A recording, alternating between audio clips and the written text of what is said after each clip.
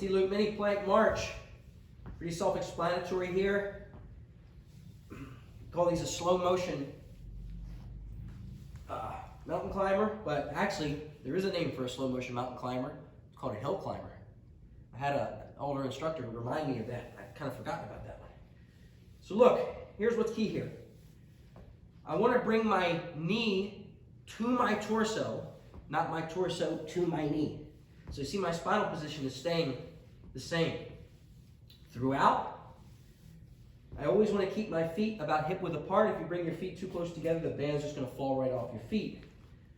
And I'm really working on the strength of my hip flexion. You want to think of your hips just like you think of your shoulders.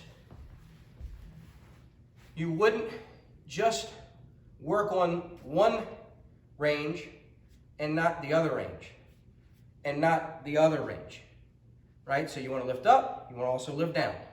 You want to lift that way, you want to lift that way. We do that with upper body, it's standard. But when it comes to our hips, we often like to do a lot of things for extension, which would be like hip bridges. I know you don't have your hands down. We like to do things for extension, and we like to do things for abduction. But we often neglect adduction, and we often neglect hip flexion.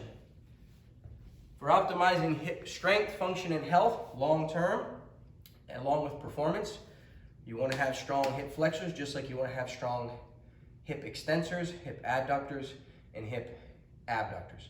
Just like you would train your shoulders. All the ranges of motion that they're capable of. And if you want to look at the research, having strong hip flexors is definitely a good contributor to athletic performance, things like running speed.